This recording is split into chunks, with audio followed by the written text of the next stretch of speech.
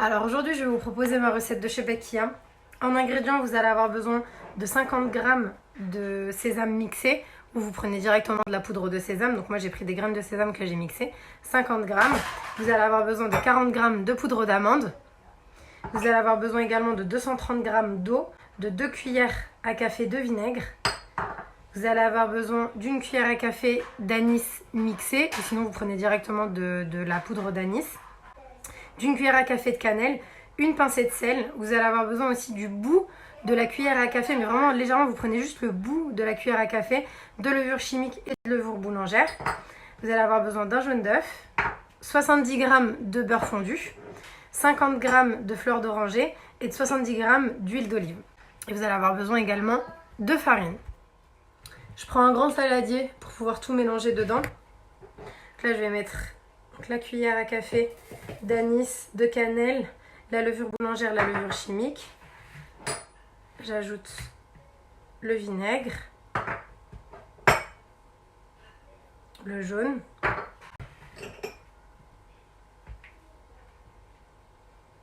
le beurre,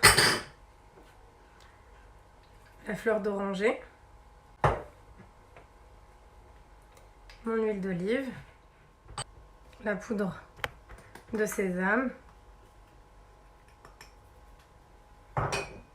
la poudre d'amande,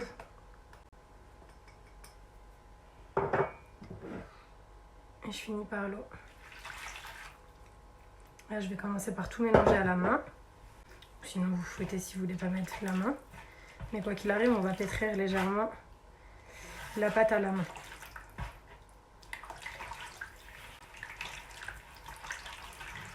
Je mélange bien tout et ensuite je vais ajouter la farine petit à petit.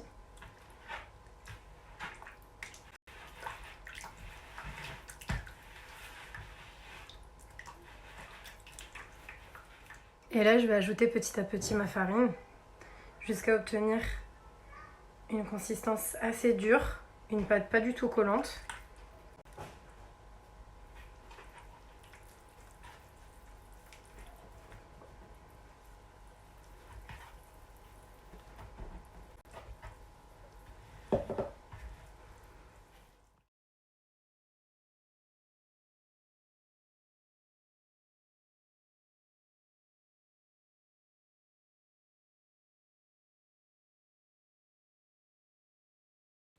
J'ai ajouté ma farine petit à petit jusqu'à obtenir cette consistance-là.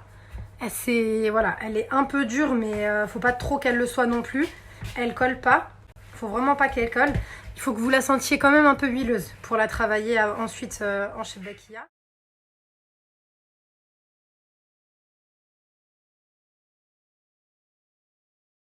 Je vais commencer à étaler ma pâte. Donc le fait de mettre en fait votre pâte dans un sac plastique, ça permet de la détendre, vous voyez. Et là, elle va bien se travailler pour que vous puissiez la laminer correctement. Là, je vais prendre un premier sachet. Je vais sortir ma pâte. Je vais fariner légèrement pour pas que ça colle.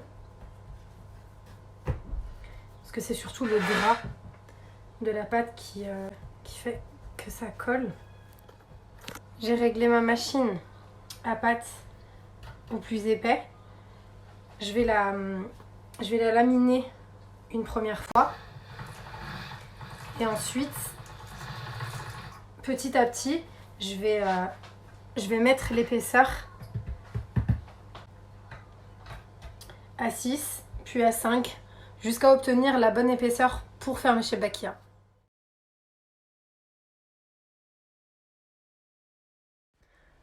Une fois que vous avez laminé votre pâte, qu'elle est prête, on passe au tchbek. Donc on va dire que c'est la partie la plus galère quand on n'a pas la bonne technique. Moi, je vais vous montrer comment je fais. Donc vous avez besoin d'un petit rouleau comme ça. Le mieux, c'est les autres qui font les bons crans sur le côté parce que vous avez la jolie déco. Moi, je ne l'ai pas, donc je me contente de ça. J'enlève l'extérieur et je vais former un long rectangle. Comme ça.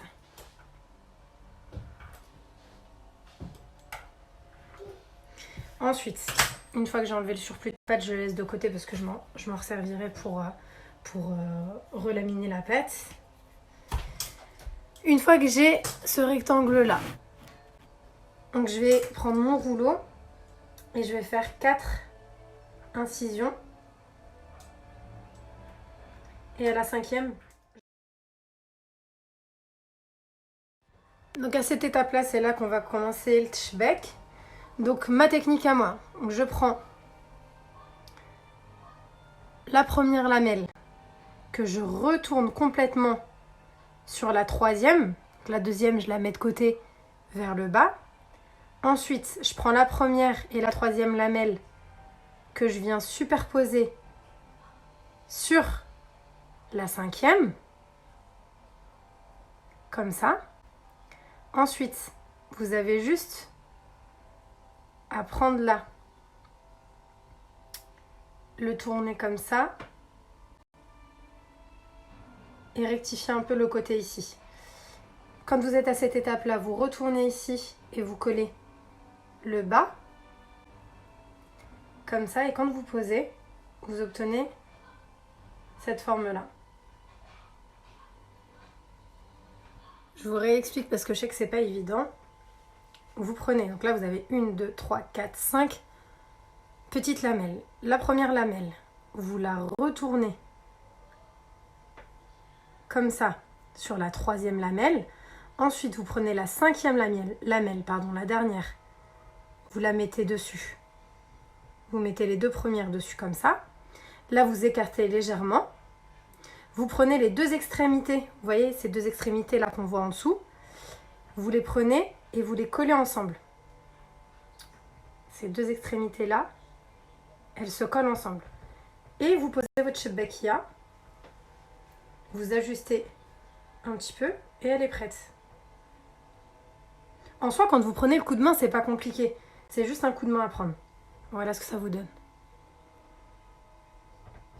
Vous allez essayer 1 fois, 2 fois, vous n'allez pas y arriver. Et après, vous allez réussir. Je vous remonte une dernière fois. Vous prenez la première lamelle que vous retournez complètement sur la 3e lamelle. Vous venez ensuite la superposer sur la 5e. Vous voyez ensuite ici, comment vous montrer, ici là, au niveau de ces... Quand vous la prenez comme ça, vous voyez il y a les extrémités là, en bas, qui pendent. Vous les collez ensemble et vous retournez votre shebekia comme ça. Et vous collez les 2 côtés. Vous pouvez enlever l'excédent un peu. Mais vraiment, c'est la façon la plus simple de teshbek pour la shebekia. Je fais dorer des graines de sésame à la poêle. Après, vous n'êtes pas obligé, mais ça donne un petit goût torréfié quand on le saupoudre sur les shebekia une fois prête. En attendant, à côté, j'ai mis de l'huile de friture à chauffer pour frire mes shebekia. J'ai préparé mon miel et mes graines de sésame qui sont torréfiées. Le miel, s'il n'est pas assez liquide, les filles, faites-le chauffer un petit peu. Il faut vraiment qu'il soit liquide pour, une fois avoir fait frire les shebekia, les mettre directement dans le miel liquide. J'ai mes shebekia qui sont prêtes. Je vais passer à la réceptionner mes shebekia ensuite pour les égoutter du miel. J'ai mis système D. J'ai mis le haut de ma couscoussière et en dessous une assiette creuse pour pouvoir réceptionner le surplus de miel qui va couler. Une fois l'huile bien chaude, je vais lancer la cuisson des shebekia.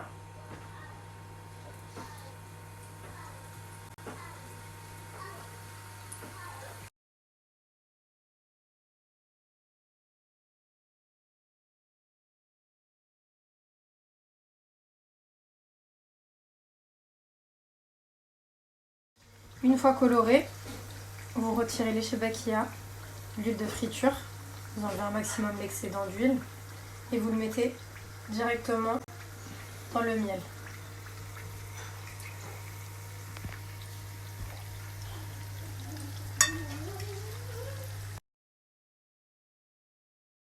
Une fois qu'ils ont bien pris un banc de miel, je les retire. Et je les mets dans le haut de ma couscoussière. Après, vous pouvez le mettre dans ce que vous avez. Hein. C'est du système D.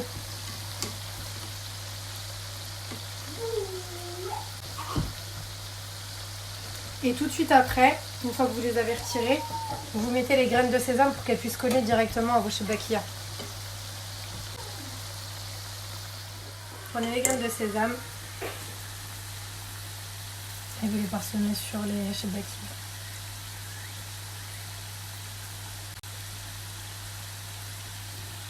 Et là, vos shebakia sont prêtes.